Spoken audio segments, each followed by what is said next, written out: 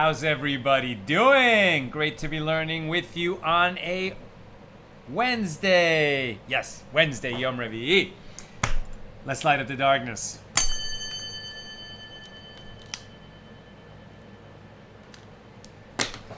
Who's in the house? Shandora in the Bronx, Sharon in New Jersey, Belle in Florida, Leona in Illinois, Paul in the Great Northwest, Melissa in Great Neck, Paul in Chicago, Bill in mid-Missouri, Peggy in Colorado, David in South Bend, Belle. Shalom to all here in Texas with dogs and husband and popcorn. I hope we provide entertainment. Paula says shalom. Joe in the Inland Empire. Sharon asking if any Jewish educators in the house will be at the New Cage conference next week. That's good for a side conference. Have a great conference. That should be really productive. Ella says shalom. Aoife in Florida. Marjorie in Georgia. And Michelle wishing everyone a good evening. Okay, let me just take a breath. I'm having I'm not saying a tough day, it's a fun day, but a challenging day. We had a shoot here at the house. We just needed to film an element for the upcoming movie. It's actually for my company, Pictures from the Nina and my company, our production company that's producing our new movie, Man in the Long Black Coat. Our company is called Pictures from the Fringe, and we needed to update our logo. Imagine Pictures from the Fringe. Part of our logo is a tallis, a prayer shawl, where we literally needed to film the tzitzis, the fringe, along the edge of the shawl, and we needed to light it in just the right way. It had to be backlit in the sun with a black background because we're going to replace the background with a beautiful sky and swirling clouds and stuff. Then we're going to add a film element. It's going to be super cool, and it'll play at the beginning of the movie. So really, all we were doing is filming, a prayer shawl. But there is no film shoot that is easy. So, we had me and the director of photography here. We had to rent some equipment to hold everything, a special lens. The light was moving on us. We realized that we were lacking a filter. There was a lot of running around today. It came out perfect. It was one of those things that at the last moment, everything coalesced. The lighting, the shawl was waving in the breeze just the right way. It was backlit without a shadow. I was thrilled. And we had doubts that we were going to get it. But it all came together. And then I said to my cinematographer, Rico, I apologize, but I got to go prep my class and teach it in 40 minutes. So here we are. I'm taking a breath. We got a very interesting daf. And tomorrow's daf is a big one, a big one. It's amazing timing, actually. So just a little preview of tomorrow's page is that incredible story of Kamza and Bar Kamza, which was the very, very human story of jealousy and friendship and hurt feelings that led one incident after the other to the destruction of the Second Temple. And pretty amazing timing that story falls out in our journey through the Talmud, right in this period that we're in, the 3 weeks. As we're commemorating this period between the breaching of the walls of Jerusalem prior, 3 weeks prior to the destruction of the Second Temple on the 9th of the Hebrew month of Av. So during these 3 weeks, we're really supposed to be thinking every day about the temple, the first temple and the second temple, how much we long for the return, for the return of the temple in our midst, right? When the Messiah comes and the third temple is built and we can perform our obligations. It's something that we're really thinking about during this period, longing for the rebuilding of the temple. And that story is falling out right in that period. It's amazing. But that's tomorrow's class. Today is more enactments, rabbinic decrees. We're in Tractate Gittin, the 19th volume of the Talmud, the laws of divorce, but we're on an extended digression, not talking about divorce, but rather rabbinic enactments that were made for the betterment of the world. So our daf today is Nun Hey, page 55 here in Tractate Gittin. We're in chapter 5, and today doing Mishna number 5, and God willing, we'll get to Mishna number 6 as well. Mishna number 5. Rabbi Yochanan, and I'm sorry, and the question came up at the end of yesterday, right, and I wasn't sure. I did get it right, but I just wanted to confirm. I looked it up, right? So there's the historical, series of events that led to the destruction of the first temple, and the series of events that led to the destruction of the second temple, right? Nebuchadnezzar's Babylonian invaders destroyed the first temple, and the Romans destroyed the second temple. But the fact that the temple was destroyed and removed from our midst, the sages attribute to our own shortcomings as a nation. And so what were the shortcomings of ourselves that led to that? So the first temple was destroyed because of the cardinal sins, right? Too many people in Israel were committing murder, licentious, forbidden sexual practices, and idolatry, God forbid idolatry. But the second temple, its destruction is attributed to baseless hatred, right? Sinas chinam, baseless hatred among ourselves, that we couldn't find, we couldn't arrive at unity within the Jewish people, and that's certainly evidenced by that story of Kamsa and Bar Kamsa that we'll get to tomorrow. Okay, so page 55, Mishnah number 5 of chapter 5. Rabbi Yochanan ben Gujida testified before the sages about, not Gujida, but rather Gudgada, right? So Rabbi Yochanan ben Gudgada testified before the sages about the case of a deaf-mute woman who was married off by her father when she was a minor, so that her marriage took effect by Torah law, right? So we've seen it many times under Jewish law, a deaf-mute, and this is as it was understood in the ancient world. I wonder if things have changed, right? A deaf-mute now has all kinds of ways to communicate that are available that were not available in the ancient world. But at any rate, under Jewish law, a deaf-mute, an imbecile, and a minor lack legal competence to enter into agreements because they can be taken advantage of, right? Those often are grouped together. However, here we're going to make distinctions between, even though the deaf-mute, the imbecile, and the minor lack legal competence in certain areas of the law, they're treated differently. And this is where we're going to see that, right? So a deaf-mute woman who was married off by her father, meaning she does not have the competence to marry herself because she doesn't understand, or we can't be sure she understands what she's entering into when she gets married. However, when she's a minor, her father can marry her off, and therefore that marriage takes effect by Torah law. Right, so with regard to this, Rabbi Yochanan ben Gudgada said that she can be released from her marriage through a bill of divorce, whether as a minor or after she reaches adulthood. Although, as a deaf-mute woman, she is not legally competent to give her consent, the divorce is effective because divorce does not require the woman's consent. That law actually changed later in history, but that's the way it was then. And similarly, he testified about the case of the minor daughter of a non-priest who was orphaned from her father and then married off to a priest by her mother or brother.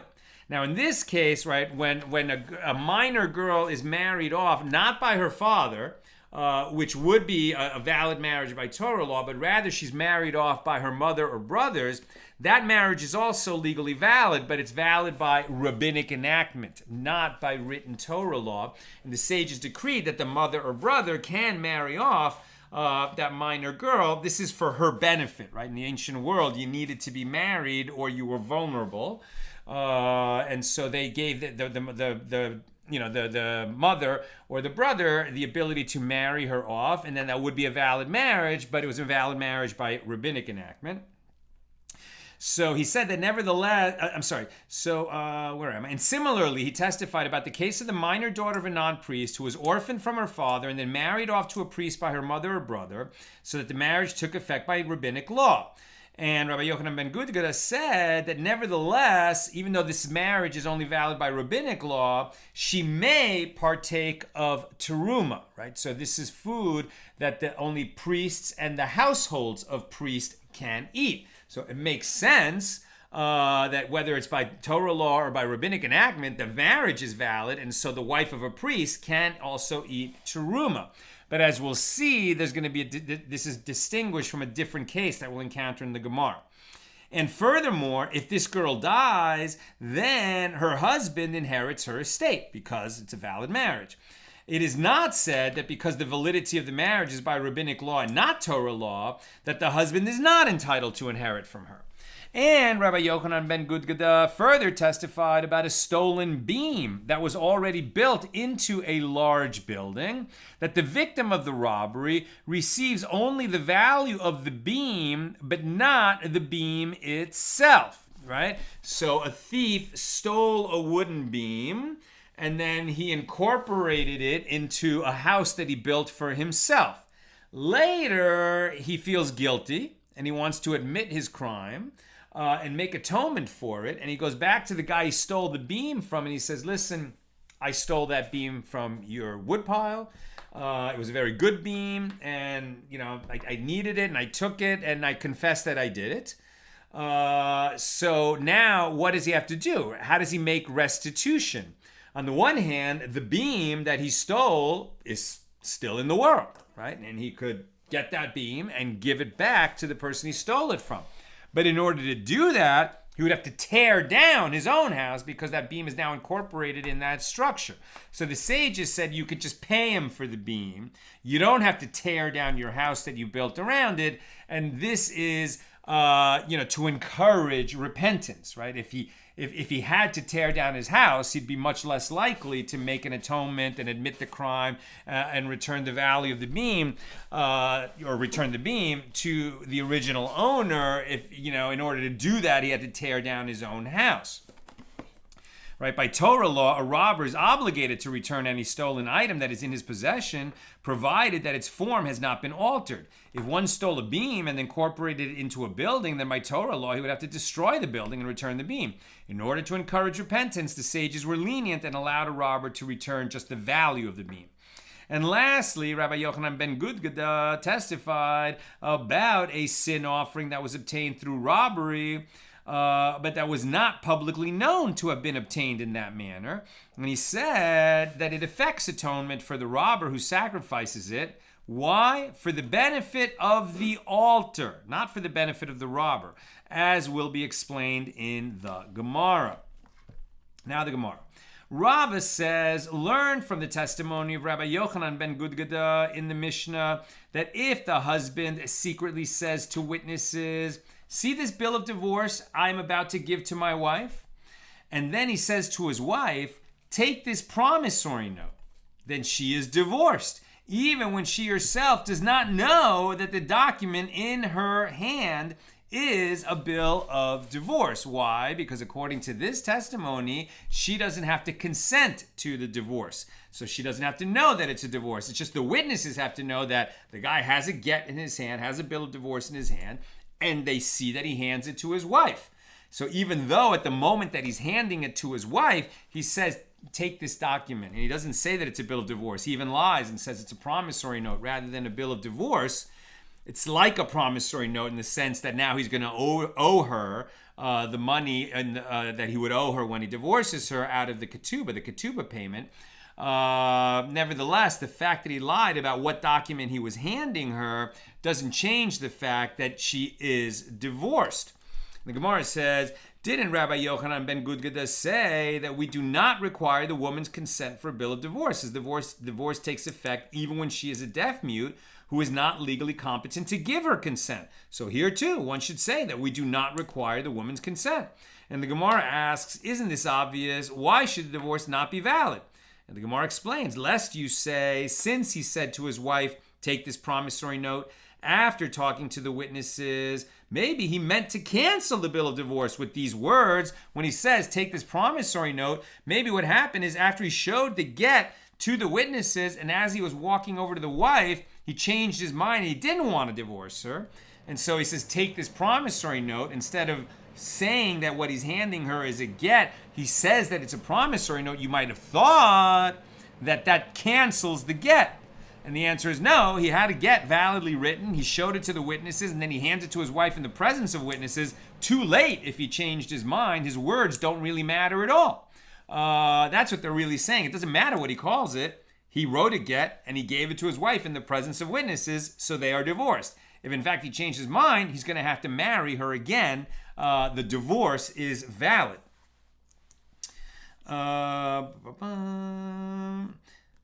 And what is the reason that the husband would lie and say, here is your promissory note? Now, you might have thought that this is like somebody, like a process server, and he's just tricking her into accepting the document so that they actually become divorced. But that's actually not why he's telling a lie. He's not telling a lie in order to trick his wife.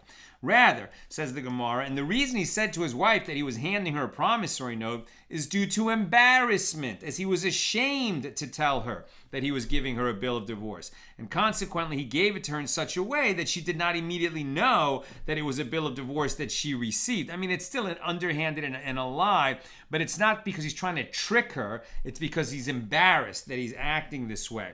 Nevertheless, the divorce takes effect.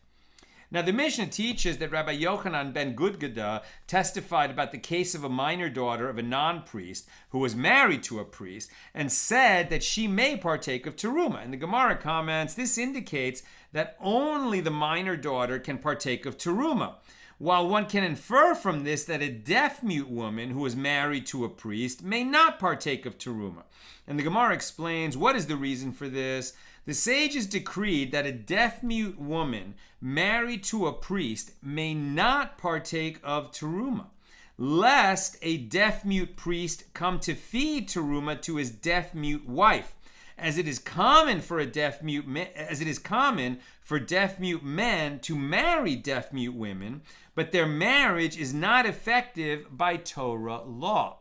So interesting, even though deaf mutes, even in the ancient world, lacked legal competence, halakhic competence, to enter into agreements, by rabbinic decree, they were able to marry and have valid marriages. But that marriage, even though it was valid, did not extend to the point of allowing the deaf-mute wife of a deaf-mute priest to partake of terumah. Here's a note about this.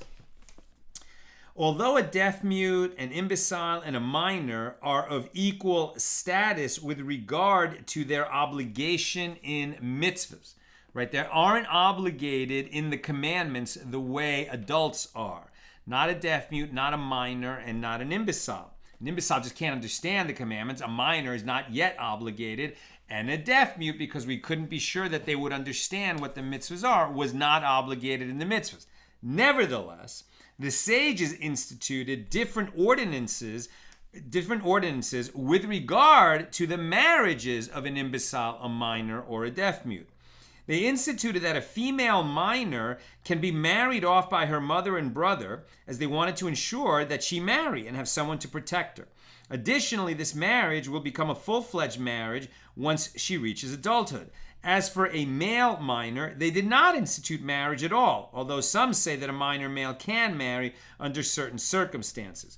With regard to imbeciles, the sages did not institute marriage at all. A person should not get married if they are, an imbecile and just totally incapable of understanding what marriage is. Deaf mutes, by contrast, have the mental competence required to function in a marriage. And therefore, the sages instituted marriage for them by rabbinic law. That was actually a pretty progressive position 2,000 years ago. Now, the Gemara asks, why does this matter? And let him feed her terumah. Isn't she like a minor who eats forbidden animal carcasses? Since the deaf-mute woman is not considered to be legally competent, she's not subject to the prohibition against partaking of terumah. as in the case of a minor who is eating forbidden food, there is no requirement to prevent her from doing so. Right? A minor can eat non-kosher food. Now, we don't feed non-kosher food to a minor because we are training the minor to grow up, and when they become bar bat mitzvah, that from then on, when they're obligated to eat only kosher food, they know what kosher food is and how to eat it, and they haven't, they haven't eaten food that is not fit for Jews. But their legal requirement to do so is not the same when they're minors as when they become full-fledged adults. And likewise, the deaf, mute, and the imbecile haven't committed a transgression by eating something they're not allowed to eat, which includes terumah, consecrated food that only priests can eat. So why not let the deaf-mute wife of the deaf-mute priest eat the terumah? And the Gemara answers, well, rather, the sages decreed that a deaf-mute woman married to a priest may not partake of terumah, lest a deaf-mute priest come to feed terumah to his halakhically competent wife. Interesting, right? A deaf-mute priest can eat terumah. He can get married to a halakhically competent wife, right? Why not? And what's the problem? He's a deaf-mute man. He's married to a woman who's just an adult, legally competent in every way. Why can't he feed terumah to his halakhically competent wife? But the reason is the validity of their marriage is by rabbinic law, because he, the deaf-mute husband, cannot enter into a marriage by Torah law. Since the validity of their marriage is by rabbinic law, it is therefore prohibited for the woman to partake of terumah, as by Torah law, she is not the wife of a priest. There is a concern that a distinction will not be made between the marriage of a halakhically competent man and a deaf-mute woman, in which case the woman is permitted to partake of terumah, and the marriage of a deaf-mute man and a halakhically competent woman, in which case the woman is prohibited from partaking of terumah. Owing to this potential error, a deaf-mute man might come to feed his wife something that is forbidden to her. And the Gemara asks, but let her partake of terumah that is defined as such by rabbinic law. Right? There are some cases where terumah is terumah by rabbinic law. As a marriage that is valid by rabbinic law should suffice to permit partaking of that kind of terumah. And the Gemara answers, the sages decreed that he may not even feed her terumah by rabbinic law, lest he come to feed her terumah by Torah law. Right? Sometimes the sages make a distinction where they're not concerned that people will come to be confused by the distinction, and other times they don't make the distinction because of the potential for people to be confused by it. The Mishnah teaches that Rabbi Yochanan ben Gudgada further testified about a stolen beam that was already built into a building, and said that the injured party receives the value of the beam, but not the beam itself. With regard to this, the sages taught in a baraisa, in a baraisa in the Tosefta Bava Kama 10:5, that if one robbed another person of a beam and built it into a building, Beis Shammai say he must destroy the entire building and return the beam to its owners. And Beis Hillel say the injured party receives only the value of the beam, but not the beam itself, due to an ordinance instituted for the sake of the penitent. Obviously, we follow Beis Hillel, the followers of Hillel. In order to encourage repentance, the sages were lenient and required the robber to return only the value of the beam. So our Mishnah was taught in accordance with the opinion of Beis Hillel. The Mishnah teaches that Rabbi Yochanan ben Gudgada testified about a sin offering that was obtained through robbery, and said, right, so what's a sin offering? As we remember, we encountered sin offerings very often when we were back in Tractate Shabbos, right? And we saw that if one violates Shabbos unwittingly, right, like for example, he does labor that is prohibited to do on Shabbos, because he didn't know that it was Shabbos, or because he didn't know that labor, that action was the kind of labor that is prohibited on Shabbos, so that's an unwitting violation of Shabbos, then you become liable to bring a sin offering. You can only do that when the temple is standing, and it's possible to bring sin offerings. And when you bring a sin offering, you have to bring the kind of animal that is fit to be brought as a sin offering. You hand it over to a priest at the holy temple. The priest slaughters it, collects its blood, sprinkles some of that blood on the altar, burns some of the offering on the altar, And in the case of a sin offering, the priests eat some of that meat, right? It is given over to the priest to eat some of the meat of a sin offering.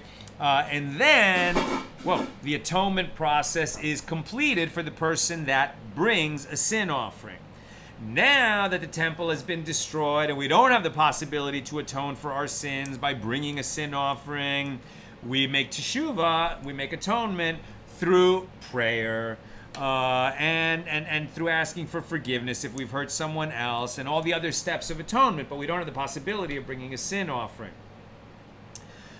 If it was an intentional violation, you don't bring a sin offering.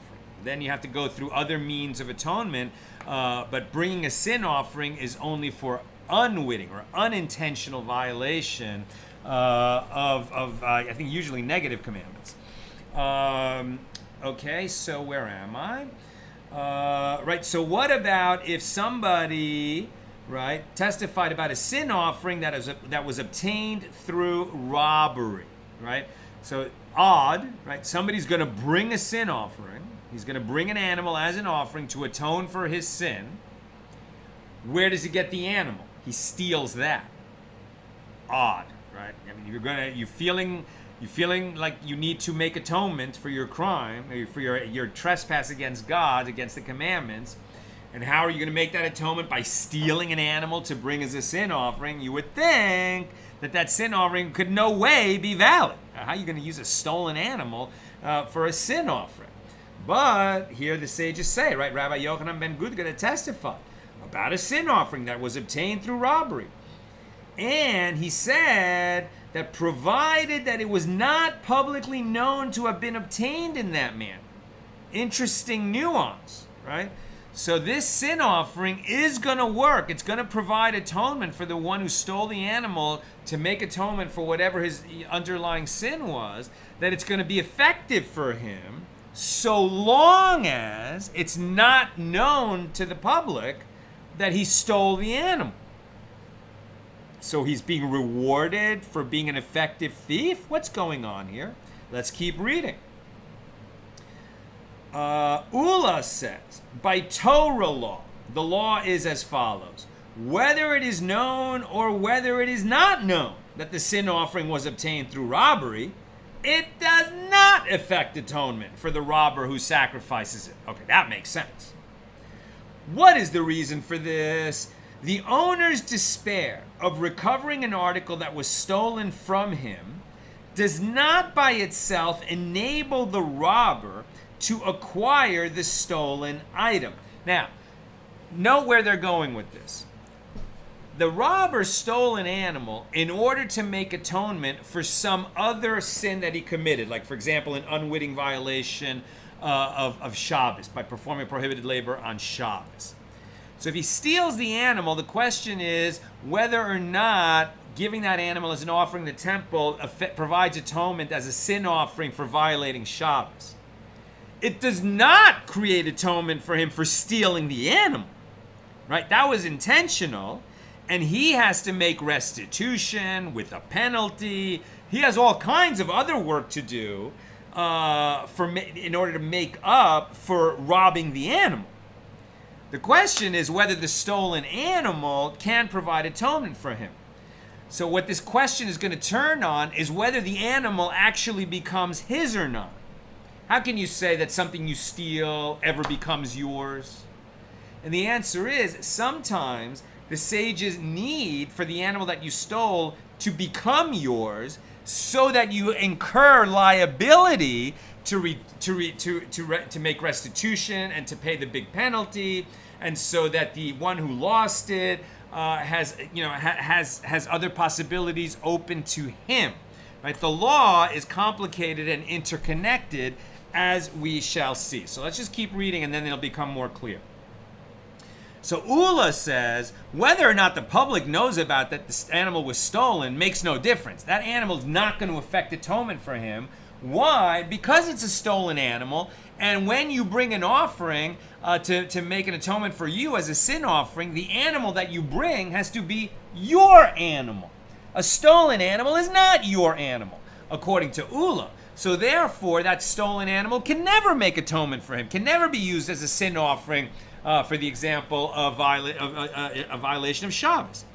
Right? So what is Ula's reason? The owner's despair, the owner of the animal that was stolen, the owner's despair of recovering an article that was stolen from him, that's called Yeush, does not by itself enable the robber to acquire the stolen item. Normally, when somebody loses something, whether it was stolen or he just lost it, classical case is when something was dropped in the middle of a hurricane or an earthquake or a landslide. Okay, so you lose that item and you despair of ever getting it back. Why does your despair matter? Because when the normal course of events, an owner would despair of ever recovering that item, at that moment, because of his despair, that item becomes ownerless. And anybody who finds it doesn't have to return it. There's no expectation that the owner is still looking for it. It's probably impossible to find the owner in that kind of a situation. And so, finders keepers, right? When you find something in a situation where it's clear that the original owner would have despaired of ever getting it back, you can keep it. Although if there are identifying marks on it, you should go and return it. But if it's in a situation where the owner despaired of ever getting it back, it became ownerless and you can't keep it. Right? So if it had identifying marks on it, he probably wouldn't despair because maybe someone will find it and bring it back to him. But if it had no identifying marks and it was lost in a flood, yeah, he doesn't think he's ever going to get it back. When something is stolen, does the owner despair that he'll never get it back? Probably not. He's hoping he will get it back. Right? And in the case of theft, even if the owner does despair that he'll never get it back, this does not by itself enable the robber to acquire the stolen item. Since the stolen item was not altered in any way, it does not belong to the robber, and he cannot sacrifice it as an offering and achieve atonement through it. That's Ula's reasoning. And what is the reason that the sages said that if it was not publicly known that the sin offering was obtained through robbery, that it does affect atonement for the sin offering?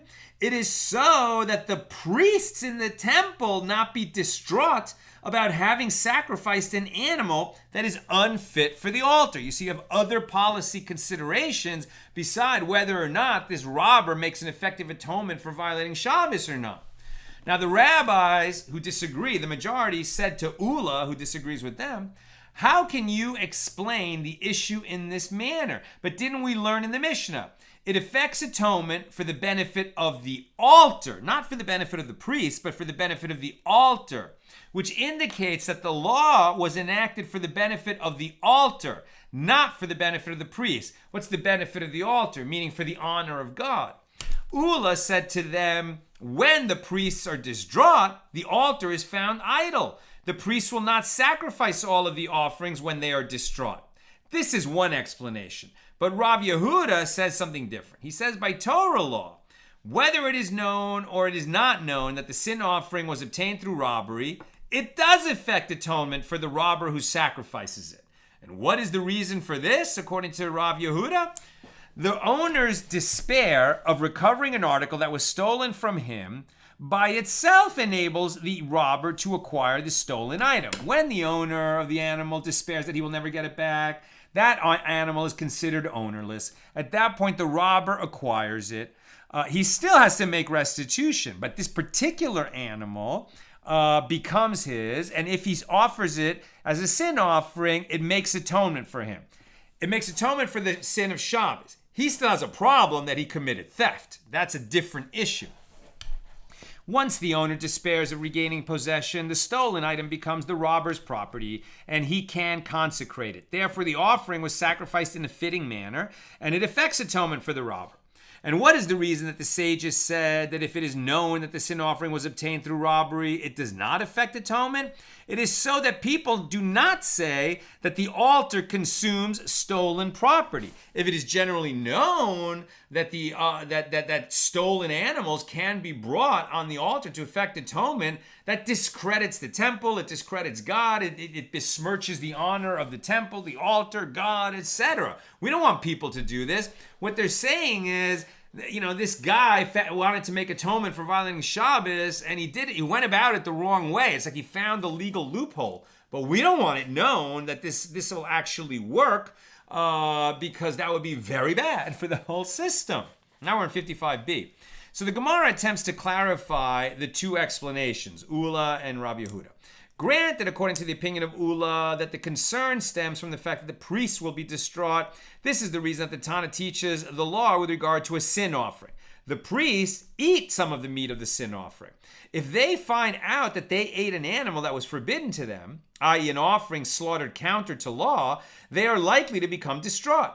But according to the opinion of Rabbi Yehuda, that the concern is about the honor of the altar, why does the Mishnah mention specifically the case of a sin offering? Shouldn't the concern apply equally to a burnt offering as well, as it too is burned on the altar?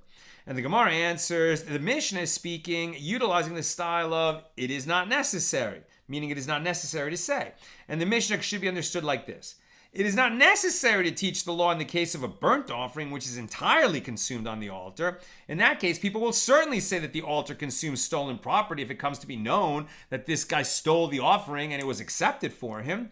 But even in the case of a sin offering where only the fat and the blood go up to be consumed on the altar and the rest is eaten by the priests, even so, they issued a decree and said that the stolen sin offering does not affect atonement, so that people should not say that the altar consumes stolen property. The Gemara further clarifies the two understandings. We learned in the Mishnah that Rabbi Yochanan ben Gudgada testified about a sin offering that had been obtained through robbery, but that is not publicly known to have been obtained in that manner, and said that it does affect atonement for the robber who sacrifices it, and this is for the benefit of the altar. Granted, according to the opinion of Ula, it works out well, as he understands that the sages instituted that if it was not publicly known that the sin offering was obtained through robbery, it does affect atonement. But according to the opinion of Rabbi Yehuda, it should have stated just the opposite, namely that if it was publicly known that the sin offering was obtained through robbery, it does not affect atonement. And the Gemara answers, yes, that is exactly what the Mishnah is saying. If it is not known that the sin offering was obtained through robbery, it affects atonement. But if this is known, it does not affect atonement, and this is for the benefit of the altar. So Rava raises an objection from that which we learned in a Mishnah in Bava Kama, page 74a. If one stole an animal and he consecrated it, and afterward he slaughtered or sold it, he pays double payment like a thief, but he does not pay the fourfold or fivefold payment as one must ordinarily pay when he slaughters or sells an ox or a sheep that he stole from another person. If you steal something from another person, and then you have to pay him for it, you don't pay the value of what you stole, you pay double. That's the penalty of a thief.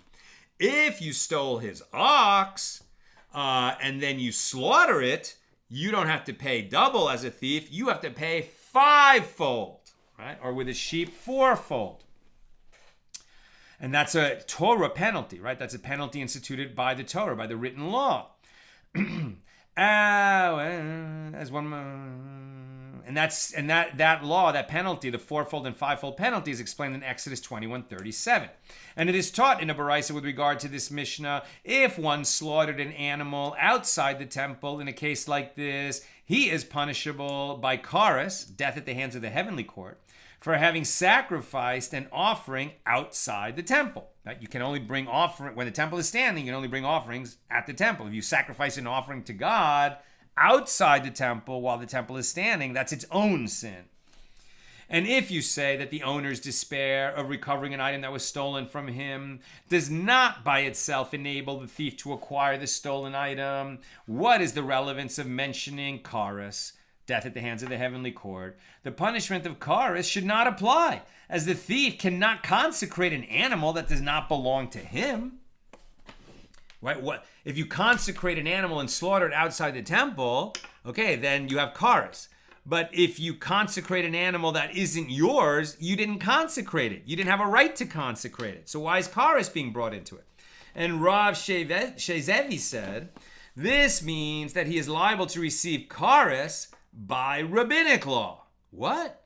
Karas is something that we see in the Torah, right, where that person shall be cut off from his people. When the Torah says that person shall be cut off from his people, this means karas. It means that, and the sages debate what is the actual meaning of kares, that you'll be cut off from your people. Some say it means that he will have years taken off his life. Some say that, that he'll lose his children, or that he'll die before he reaches 50, or that, they argue about what it means, death at the hands of the heavenly court. But at any rate, kares by definition is by Torah law.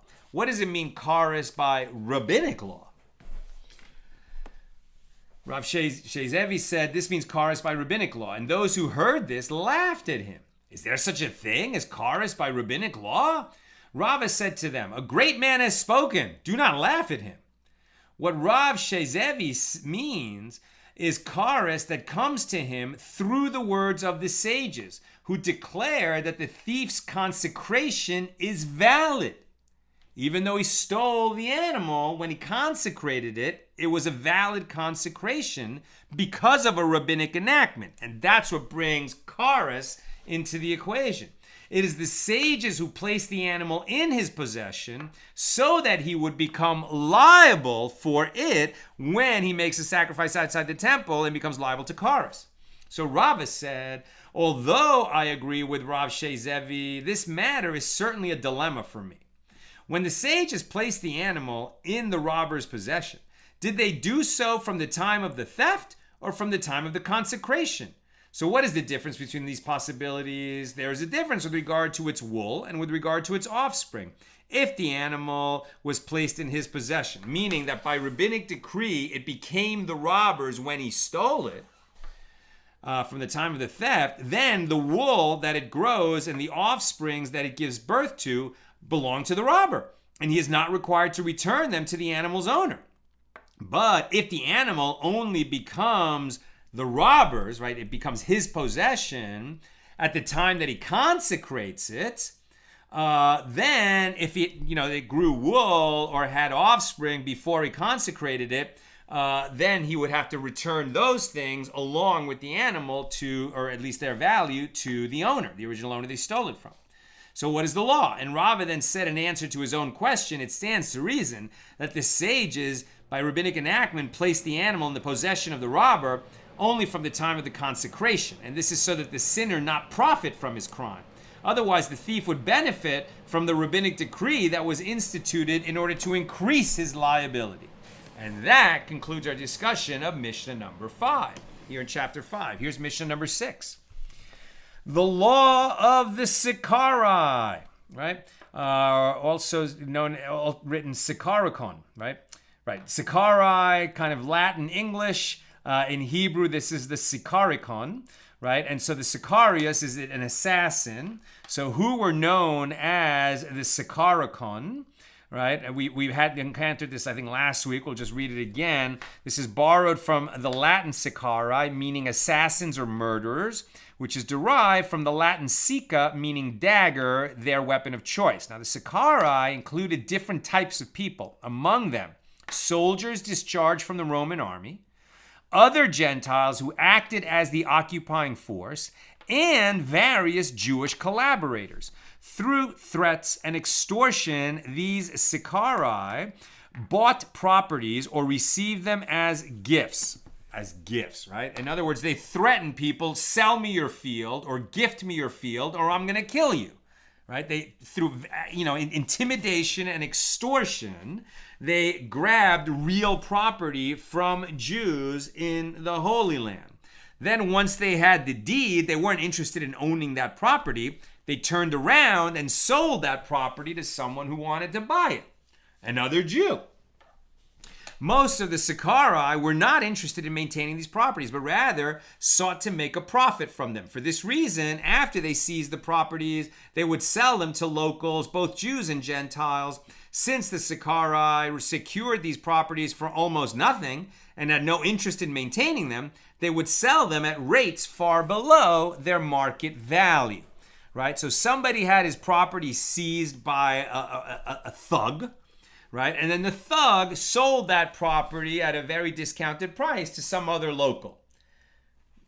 What are we going to do with this situation? So the law of the sicarii did not apply in Judea in the time that people were being killed in the war. This is the war that resulted in the destruction of the Second Temple by Rome. From the time that people were being killed in the war and onward, the law of the sicarii did apply there. What is the law of the sicarii? If one first purchased land from a sicarius who extorted the land from its prior owners with threats, and afterward the buyer returned and purchased the same field a second time from the original landowner, his purchase is void. The prior owner of the field can say that he did not actually mean to sell him the field. He never wanted to part with the field. He was forced to sell it, and then somebody else is giving him money for it, but he just wants his land back. By contrast, if the final buyer first acquired the field from its original owner, and afterward he returned and purchased the same field from a sicarius, then his purchase stands. Similarly, if one first purchased from the husband the rights to use a field belonging to his wife, and afterward he returned and purchased the same field from the wife, so that if the husband were to predecease or divorce her, the purchaser would then own the land fully, his purchase is void. The woman can claim that she did not wish to quarrel with her husband and to object to the transaction, but that in truth she did not agree to the sale. By contrast, if this buyer first acquired the field from the wife, and afterward he returned and purchased the same field from the husband, then his purchase stands. This is the initial version of this Mishna. Right? This, in other words, a field that a wife brings into a marriage while she's married to her husband. He has a right to the produce of the field, but if they get divorced or he dies, she gets that field for herself. She brought it into the marriage, and the field is returned to her at the end of the marriage. So if you want to buy that field that the wife brought into the marriage, you really have to negotiate with her and purchase the field. Now, the husband still has the right to produce while he's married to her. So in order to own the field, both at the end of the marriage and while they're married, you'd have to purchase the field from her and the rights to produce from him. But you really have to negotiate with her first in order to end up with the field.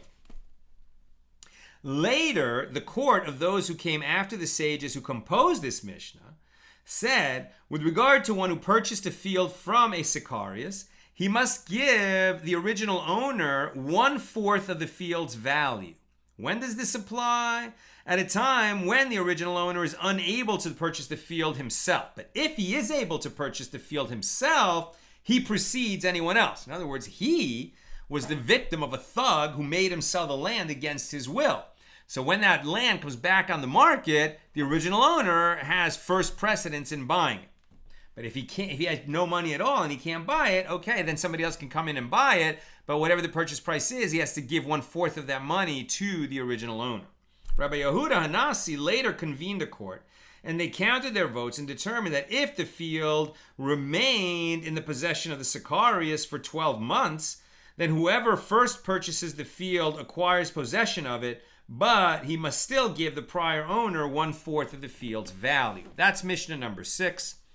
Here comes the Gemara, and I'm almost done. Questions or comments, please get them in. The Gemara challenges the Mishnah's assertion that the law of the sicarii did not apply in Judea at the time that people were being killed in the war that ultimately resulted in the destruction of the Second Temple. Now, if in the time that people were being killed in the war, there were no sicarii stealing land, is it possible that from the time that people were being killed in the war and onward, there were sicarii? And Rabbi Yehuda said, the Mishnah is saying that in the time that people were being killed in the war, they did not apply the law of the sicarii, but rather they would confirm the purchases of land made from the sicarii. And the reason for this is in accordance with what Rabbi Asi said. The Gentile authorities, the Roman authorities, issued 3 decrees during and in the aftermath of the war that ended in the destruction of the Second Temple. The first decree was that anyone who does not kill a Jew should himself be killed. Later, they issued the second decree, which was that anyone who kills a Jew has to pay a fine of 4 dinars. And the last decree was that anyone who kills a Jew should himself be killed. Right? So it started like real Nazi type of regime, kill all the Jews. In fact, if you don't kill a Jew, you become liable to the death penalty. then, well, they've killed enough Jews. In fact, we don't want more Jews killed, so there's a small fine for killing a Jew. And then in the end, they instituted the death penalty for Gentiles who kill Jews in the Holy Land. Right? So that was the Roman evolution on this question. And therefore, during the time of the first and second decrees, the time when people were being killed in the war, since the Gentiles would kill Jews, then the owner of the field, owing to the danger posed to his life, would fully transfer ownership of his field to the sicarius. But then, during the time of the last decree, after the time when people were being killed in the war, right? Jews were no longer being killed in that war. So anybody whose field was stolen by sicarius would say to himself, well, now let him take the field. Tomorrow I will claim it back from him in court. Although the Gentile had the advantage and could force the owner to give him the field, the assumption is that the owner did not fully transfer possession of the field to him, as he thought that he would still be able to recover it in court later. That's where we're going to cut off. Tomorrow, it's going to be a fascinating daf where it begins that apropos this war that resulted in the destruction of the Second Temple. The sages are going to teach us how that war came about and the famous, ultra-famous story of Kamsa and Bar Kamsa. We'll be learning that, God willing, tomorrow. Okay, let's take some questions.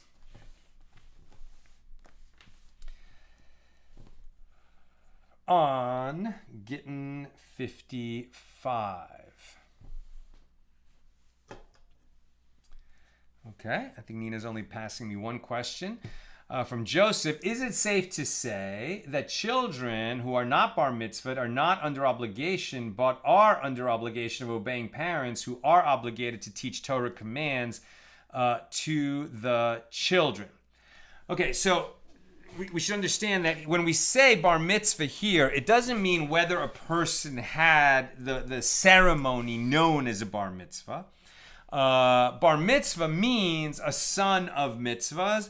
And basically what it means is that when you reach that age, you become legally obligated. We kind of celebrate that milestone in a child's life. A male child has a bar mitzvah, a female child has a bat mitzvah. Girls when they're 12, boys when they're 13.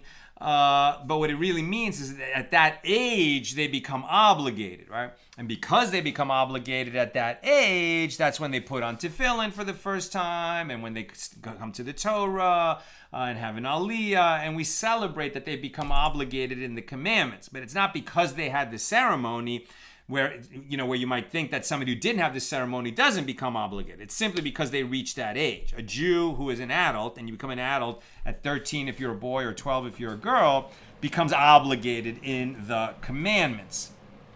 And as we've learned elsewhere, yes, parents are obligated to teach their children the commandments even before that age so that they'll know what's expected of them when they reach that age. Okay, that's what I've got for us today. With God's help, we'll be together again tomorrow, Thursday, for the very fascinating Tractate Gittin, page 56. See you tomorrow, God willing.